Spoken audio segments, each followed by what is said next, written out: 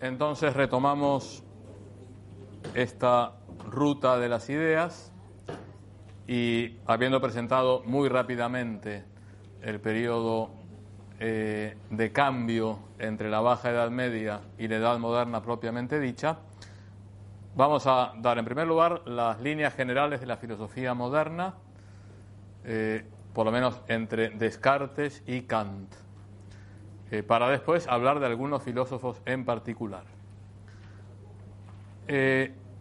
Podríamos decir que la filosofía moderna, la propia del siglo XVII y XVIII, se caracteriza por ser una filosofía del sujeto. Es decir, la temática central del pensamiento filosófico ya no es tanto el ser, ese gran concepto de Santo Tomás, pero que no es de Santo Tomás, sino que es de la realidad misma, sino el sujeto, la persona humana, el hombre, la mujer que conoce.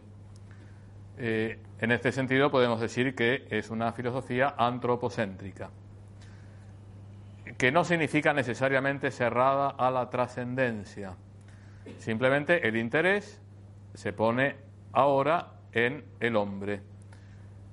Hablando de la tradición de la filosofía clásica, decíamos que se pasó por un primer periodo cosmológico, la creación del universo, de qué está hecho este mundo, etcétera. Después se pasó a un periodo antropológico y con Platón se habla profundamente de la trascendencia. Bueno, entonces ahora volvemos a un periodo antropológico y la gran pregunta no es tanto cómo es la realidad. Cómo es la realidad es algo propio de griegos y medievales. ¿De dónde viene esta realidad? ¿Cómo se componen las criaturas? Sino la gran pregunta es ¿cómo puedo yo conocer la realidad? ¿Qué canales de acceso tengo a la realidad? ¿Y quién soy yo que conozco o que intento conocer la realidad? Entonces, es una filosofía del sujeto. Decir que es una filosofía del sujeto no significa necesariamente que es una filosofía subjetivista o relativista. Simplemente se parte del yo para acceder a la realidad. Ahora bien, se puede afirmar que la gran tentación de la filosofía clásica y medieval es el objetivismo. Es decir, ver las cosas con una cierta distancia. Esto está bien, está mal, esto es verdad, esto es error. Y el objetivismo no es bueno. Lo que es muy bueno es el conocimiento objetivo de las cosas. Es la tentación de la filosofía antigua y medieval. La tentación de la filosofía moderna y contemporánea es el subjetivismo. La realidad es de acuerdo a como yo lo vea y todo gira en torno al yo. Pero lo que está mal es el subjetivismo. Lo que está muy bien es la subjetividad, estudiarme a mí mismo, tratar de conocerme y darme cuenta que yo accedo a la realidad desde unas circunstancias concretas, con una historia, con una psicología determinada. Entonces, hay que huir de las tentaciones.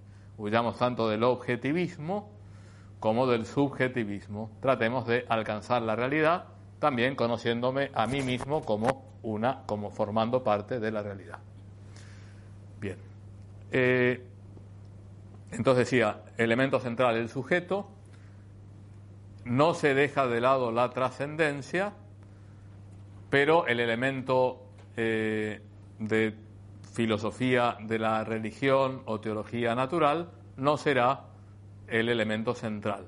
O sea, el problema de Dios en la filosofía moderna está absolutamente presente, pero no es el problema principal. El problema principal es el sujeto.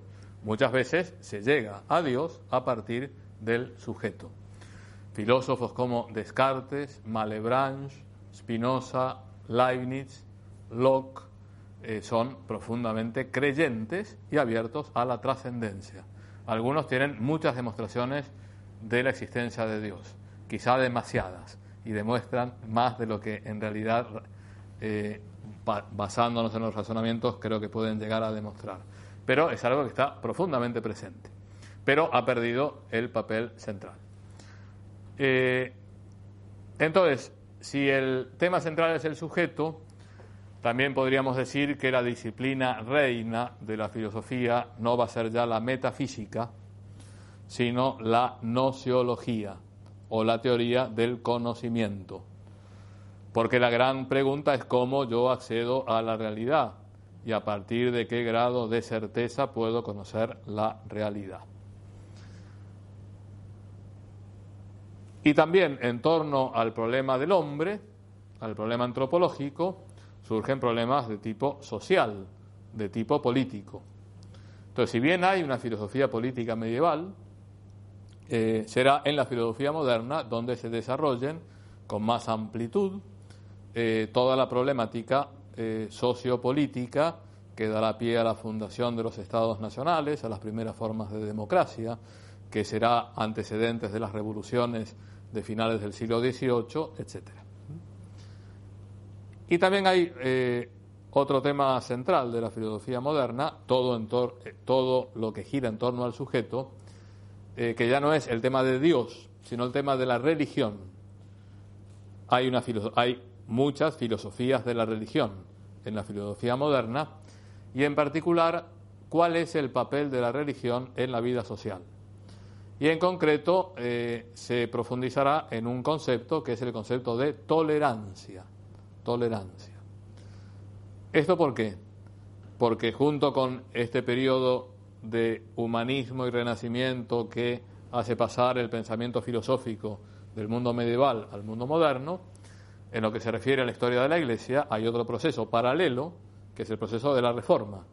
La Reforma protestante, la Reforma católica, Lutero, Calvino, el cisma anglicano, el Concilio de Trento, que da como consecuencia que ya no hay una religión homogénea en Europa occidental. De tal manera que hay países donde hay guerras de religión, o hay países en donde el pueblo o una región determinada tiene mayoría católica, en cambio el príncipe es luterano, y hay minorías calvinistas. Entonces, ¿qué hay que hacer? Hay que imponer la religión del príncipe, hay que matar a los que no piensan como uno. ¿No sería bueno instaurar una tolerancia religiosa? La tolerancia lleva necesariamente al indiferentismo religioso. Son problemáticas muy importantes que se desarrollan a lo largo del siglo XVII y XVIII. Bien, presentado en conjunto la filosofía moderna,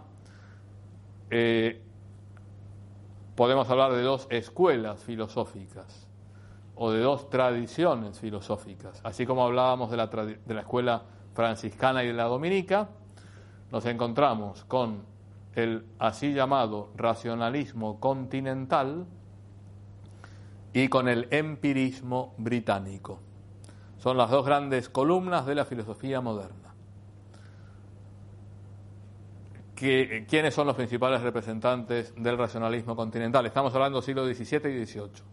En primer lugar, René Descartes, que tiene una serie de discípulos. Uno de los más importantes se llama Nicolas Malebranche, otro discípulo cartesiano, pero que crea un sistema propio, es Baruch Spinoza, para terminar con Leibniz.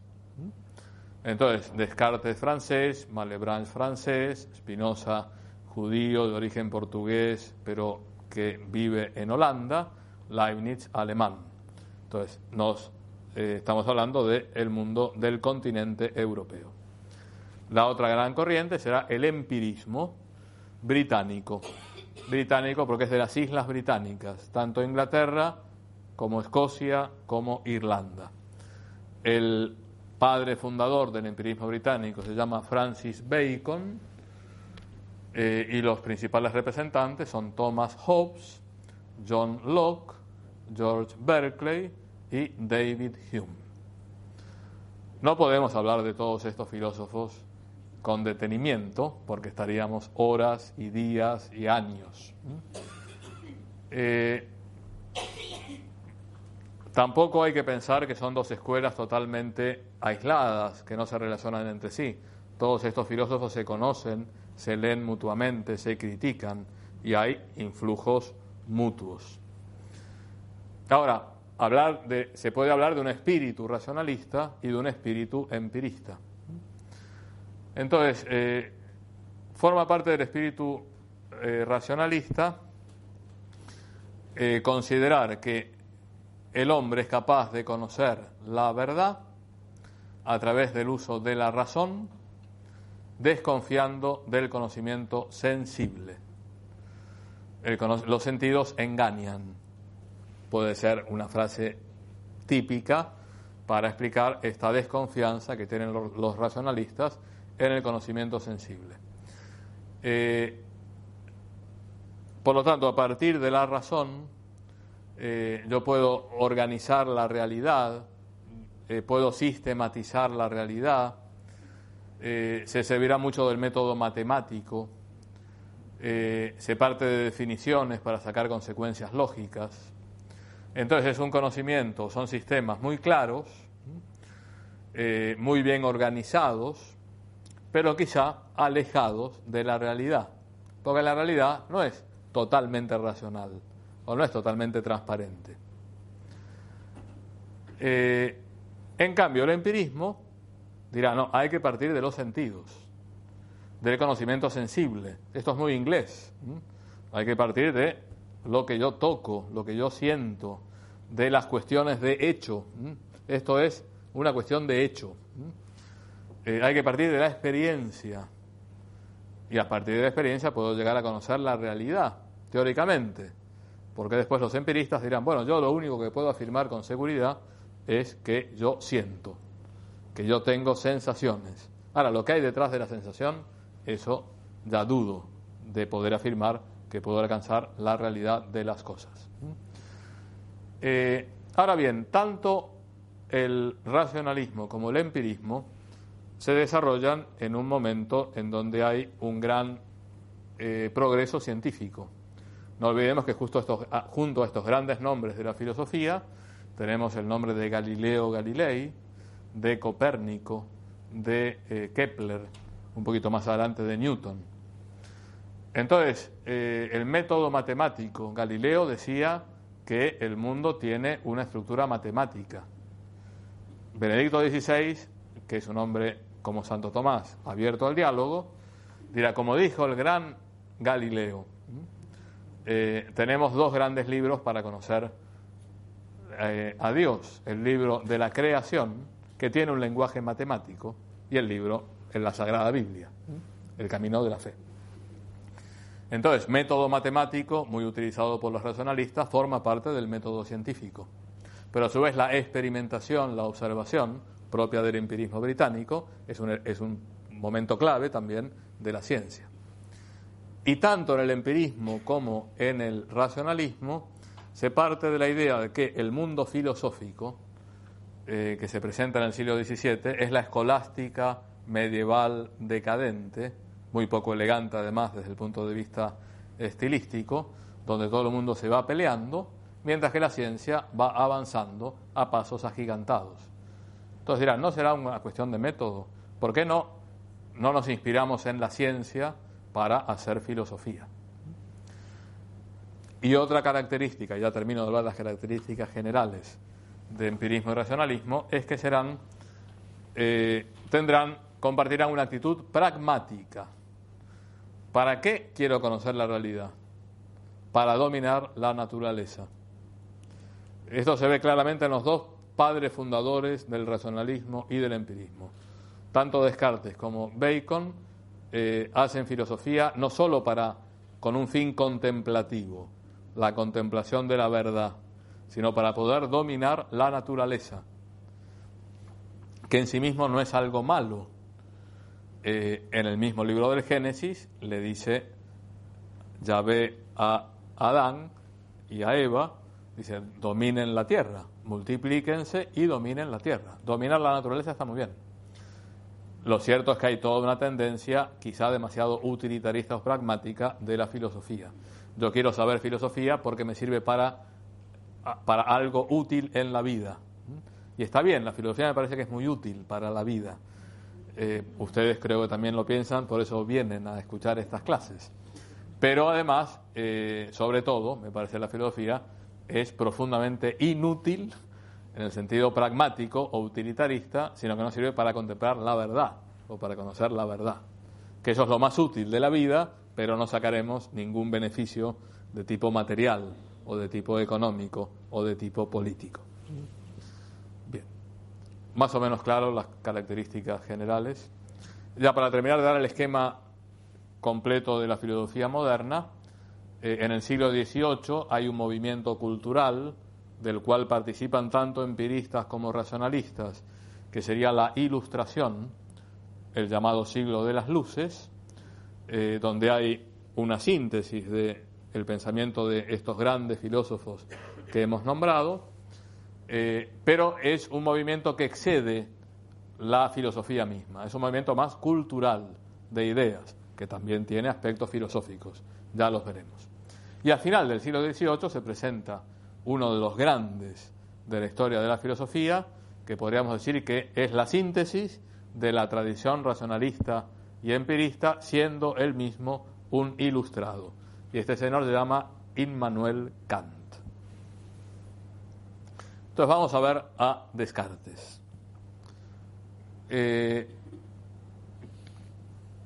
Estamos en pleno siglo XVII. Descartes había estudiado en la escuela de los jesuitas, con una tradición escolástica. Rechazará toda esa tradición escolástica. La rechazará quizás superficialmente, porque muchos de los elementos de la doctrina cartesiana y racionalista también estaban presentes en los escolásticos medievales. Poner una frontera infranqueable entre medioevo y edad moderna es no conocer la historia de la cultura, donde hay reminiscencias, supervivencias continuas. Y por otro lado, todos estos filósofos hablan de Dios, y es el Dios cristiano, un Dios más racionalista, pero sin el Dios del Éxodo, yo soy el que soy, y todo el pensamiento de San Buenaventura y Santo Tomás, no habría tanta presencia de Dios en la filosofía moderna. Bien, entonces, influido por el desarrollo de las ciencias, él mismo era matemático y además tiene 3 sueños, Descartes, cuando participaba en la guerra de los 30 años, que él interpreta como un mensaje del cielo para renovar el pensamiento filosófico. Él considera que hay que buscar la certeza en el conocimiento. Es importante subrayar que el estado de certeza es un estado subjetivo. Uno puede estar cierto de algo que sea erróneo. Estoy absolutamente seguro, tengo certeza de que un católico está obligado a ir a misa los jueves. Uno puede estar con la seguridad total, pero estar equivocado. Entonces la certeza no es la certeza de la realidad, sino la certeza es un estado subjetivo. Yo quiero llegar a un estado de certeza frente a las dudas que se me plantean en la vida. Entonces, ¿cómo puedo llegar a la certeza? Solo puedo tener certeza de ideas claras y distintas. Cuando yo tengo una idea clara y distinta, es una idea cierta, ¿sí? Con lo cual Descartes se plantea, ¿cómo puedo llegar yo a una idea clara y distinta? Entonces, el sistema de Descartes podríamos identificarlo con el método cartesiano para llegar a certezas que me dan las evidencias, ideas claras y distintas, ideas evidentes. La obra más conocida de Descartes se llama El discurso del método. ¿Método para qué? Para llegar a certezas, para llegar a verdades evidentes. Entonces vamos a leer los pasos que propone Descartes para llegar a esta certeza. En concreto vamos a leer algún texto de El discurso del método, de tal manera que no sea hablar un poquito en el aire, sino también para tener un cierto contacto con los textos filosóficos. Entonces, la primera regla dice así: no admitir cosa alguna por verdadera si no se hubiera conocido evidentemente como tal. Es decir, evitar cuidadosamente la precipitación y la prevención, y no incluir en mis juicios nada más que aquello que se presentara tan clara y distintamente a mi inteligencia, en modo tal que se pudiera excluir cualquier posibilidad de duda. Es decir, yo tengo una serie de conocimientos, me voy a quedar solo con aquellos de los cuales yo no puedo dudar, aquellos que se presenten en mi mente como algo evidente, como algo claro y distinto. Entonces, la primera regla será la regla de la evidencia. Yo puedo estar seguro de lo único que puedo estar seguro es de lo evidente. Y por eso parte de esta primera regla implica que hay que dudar de todo hasta llegar a las evidencias. Hay que poner en duda todo. Es lo que llama Descartes la duda metódica, la duda cartesiana. Entonces a uno ya le puede sonar como algo escéptico, ¿no? Yo dudo de todo. Y nos engañaríamos. Descartes quiere llegar a certezas, quiere llegar a verdades evidentes, incontrovertibles. Esto es lo contrario al escepticismo. El escepticismo afirma que uno nunca puede llegar a la verdad. Descartes está convencido de que puede llegar a la verdad. Pero para llegar a la verdad tengo que poner en duda todo. Es una duda metódica, no es que él crea que todo es dudoso, sino que yo tengo que poner a prueba todos mis conocimientos hasta que me quede con algo de lo cual no puedo dudar. Entonces es importante volverle la fama a Descartes. Descartes no es que dude de todo porque le gusta dudar, sino que quiere pasar por la criba de la duda todos sus conocimientos para quedarse con lo que realmente vale, que es un conocimiento claro, preciso, evidente, cierto. ¿Sí? Bueno. El siguiente paso que da Descartes se refiere al análisis. Dice, dividir cada problema tomado en consideración en tantas partes como fuera posible y necesario para resolverlo más fácilmente. En lenguaje vulgar es cuando uno decimos, bueno, vayamos por partes. Vayamos por partes. ¿Y por qué quiere dividir el problema en sus partes? Porque si yo tengo las cosas elementales, son más evidentes. Me facilita la evidencia. O sea, el segundo punto sería el principio del análisis. El tercero es el principio de la síntesis. Una vez que tengo el problema desmenuzado, puedo volver a unirlo, pero ya quitando de lado lo dudoso, etcétera, basándome solamente en lo evidente. Y la última regla es hacer enumeraciones completas y revisiones generales para estar seguro de no haber omitido nada. Bueno, yo creo que estos principios del discurso metódico sirven para enfrentar un problema. Es bueno decir, bueno, esto seguro, tengo todos los datos, vamos a separar el problema, vamos a volver a unirlos. No me faltó nada, hice el análisis y la síntesis bien. Son cosas de sentido común y está bien. Ahora, el tema es que el método en Descartes es el núcleo del sistema filosófico y entonces, partiendo de la duda metódica, ¿a qué verdad llega Descartes? Él ha dudado de todo, ha dudado de Dios, de la existencia de este mundo, de los seres corpóreos. Ahora, dice, yo de algo que no puedo dudar absolutamente es que yo soy el que dudo, que yo soy el que está pensando, yo soy el que está sintiendo, yo soy el que estoy buscando la certeza. Por lo tanto, la verdad primera es cogito ergo sum. Pienso, luego existo. Entendiendo por pensar también el dudar, el sentir, etc. Es decir, que la primera piedra filosofal del sistema de Descartes, esa verdad clara y evidente, es mi propia existencia subjetiva. Pienso, luego existo. Después hay problemas con este pienso, luego existo, porque dirá que para estar absolutamente seguro del pienso, luego existo, tengo que demostrar la existencia de Dios, que es garante de mi propio pensamiento. Entonces también tendrá muchas vías para demostrar la existencia de Dios, algunas de origen medieval. Entonces hay una polémica en torno a, bueno, pero ¿qué es lo último en Descartes? ¿El cogito ergo sum o Dios que me garantiza que el cogito ergo sum es verdadero? Por otro lado, lo primero que cae con la duda es el conocimiento sensible. Los sentidos me engañan. Pone un ejemplo, Descartes, de una persona que mete un bastón en el agua y yo veo que el bastón está quebrado en el agua.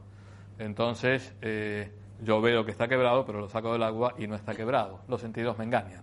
Evidentemente, eso se puede explicar por temas de óptica, etcétera, que yo soy incapaz de explicarlo. Pero bueno, es cierto que muchas veces los sentidos nos pueden engañar. De tal manera que si el conocimiento verdadero es el conocimiento evidente, claro y distinto, del cual no puedo dudar, cae el conocimiento sensible. Ahora, ¿cómo sé que existen cosas materiales, que existen cosas corpóreas? Bueno, porque tengo una idea en mi mente, una idea innata, con la cual yo ya nazco, que es una idea clara y distinta, que es la idea de extensión. La idea de extensión. De tal manera que cuando yo veo cosas corpóreas, lo que estoy viendo son cosas extensas, que después tendrán una serie de particularidades. Y en concreto, sobre todo, yo estoy ligado a una cosa extensa, que es mi cuerpo. Mi cuerpo. Que lo noto mucho más cercano a mi alma que otros cuerpos. De tal manera que el hombre, para Descartes, y en esto volvemos a una tesis de tipo platónico, ¿qué es el hombre? El hombre es su alma. ¿Qué es el alma? El alma es res cogitans, una cosa que piensa. ¿Y qué es mi cuerpo? Mi cuerpo es una res extensa. Pero el alma es independiente del cuerpo, de tal manera que se presenta el gravísimo problema de la unidad antropológica radical de la persona humana. Entonces, Descartes tratará de explicar la unión entre el alma y cuerpo. Llegará a una afirmación bastante elemental y falsa, que dice que está la glándula pineal, que no sé dónde está, creo que está en la ¿cómo se llama? La médula ósea, no sé. Bueno, la glándula pineal en un órgano que ahí se unirían alma y cuerpo. Eso evidentemente no se sostiene, sobre todo porque el alma es espiritual. Por otro lado, Descartes dice, bueno, yo tengo tal propensión a pensar que mi alma está unida a un cuerpo que me lo creo. Pero ya se pone entre paréntesis, con un signo de interrogación, la capacidad del hombre de conocer el mundo corpóreo. Y me estoy encerrando en mi propia mente. ¿Sí? No es que Descartes sea un escéptico, ni mucho menos, al contrario, tiene una capacidad exagerada de la razón por hallar verdades claras y evidentes. Pero ya el puente entre lo espiritual y lo material, entre el conocimiento sensible y el conocimiento de las esencias, de los universales, etcétera, que Santo Tomás lo había resuelto con el tema de la abstracción, inspirándose en Aristóteles, ahora hay como un río o un abismo entre conocimiento sensible, que es objeto de duda, y conocimiento racional, claro y evidente. Bueno,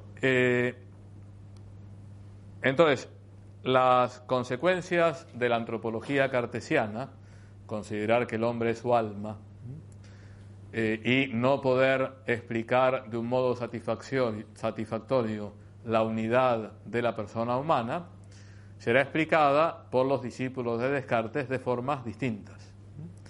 Es quizá la herencia más pesada que deja Descartes al racionalismo continental. Nicolas Malebranche explica la unidad de la persona humana a través de la teoría llamada ocasionalismo.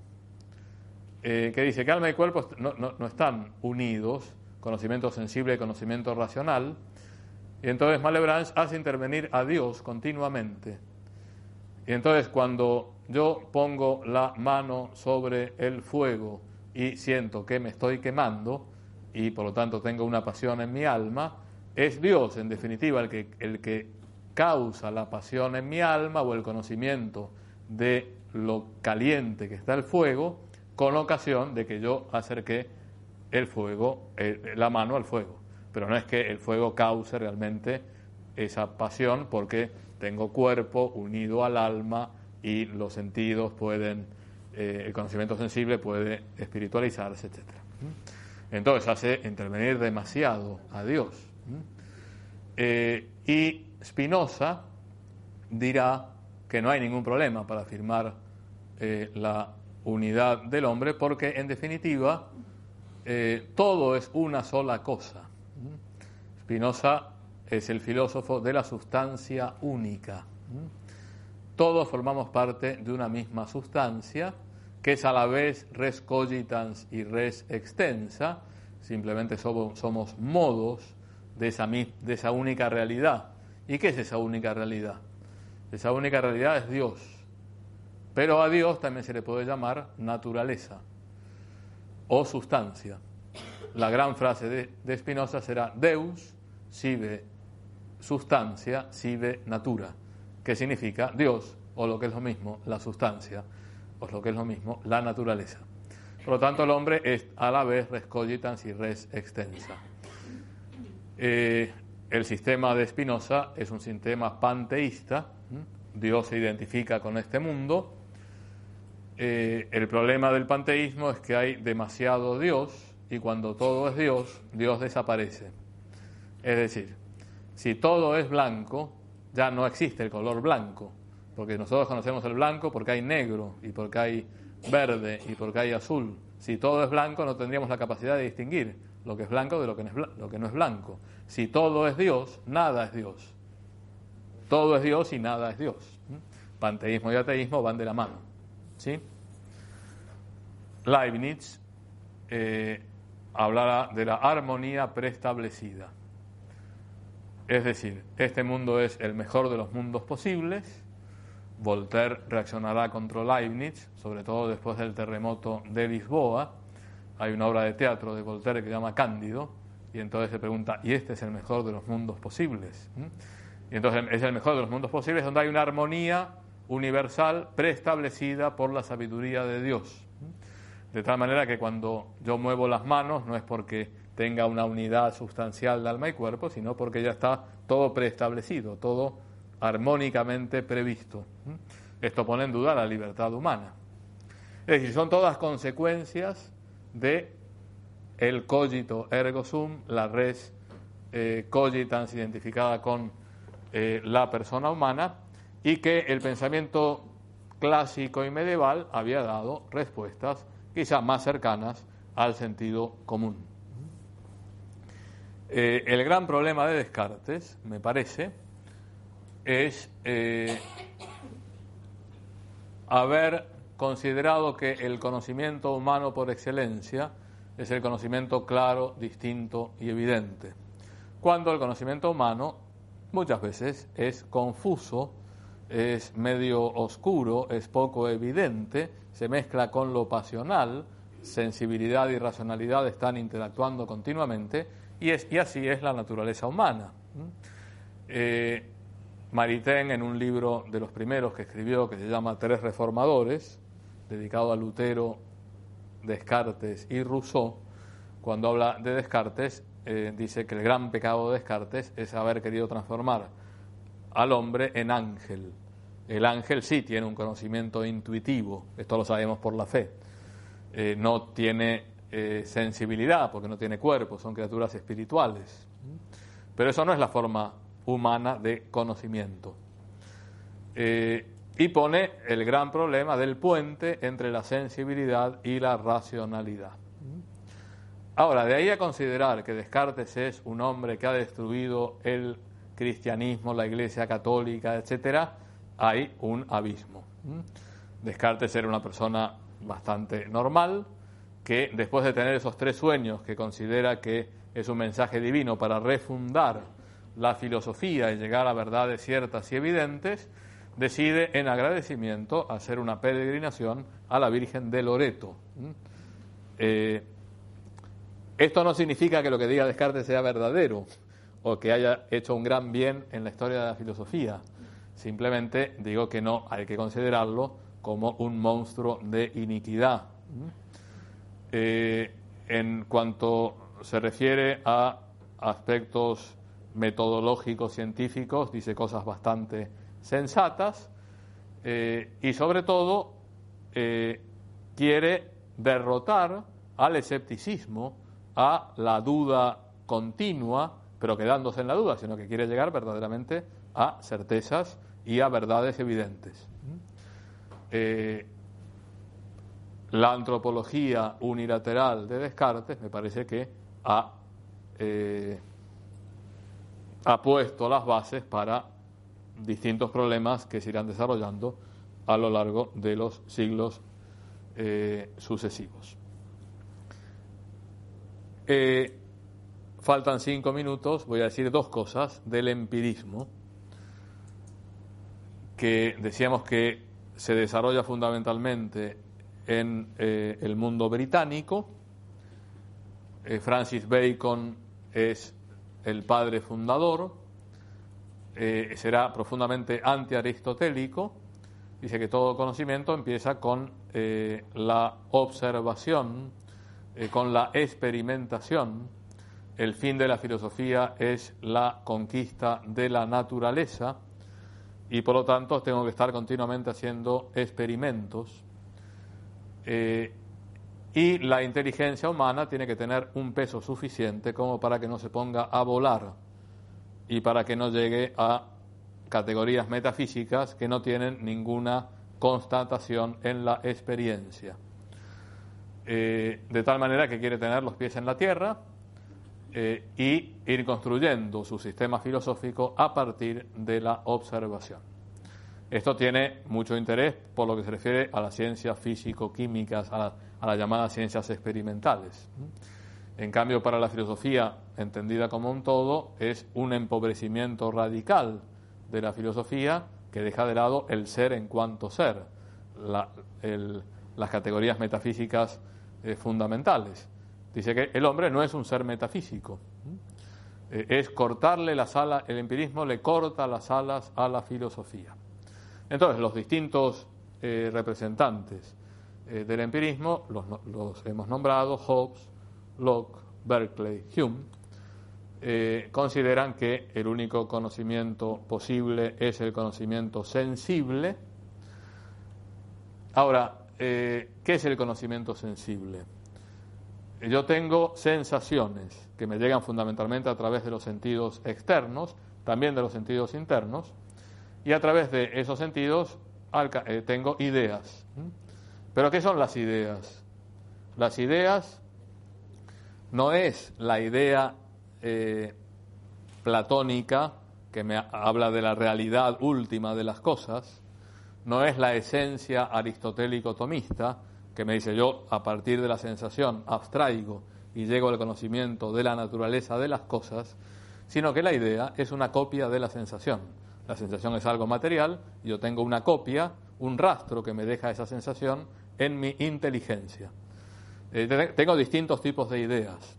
Entonces lo máximo que puedo hacer es asociar las ideas y darle un nombre común a esa asociación de ideas, que son sensaciones organizadas por mí.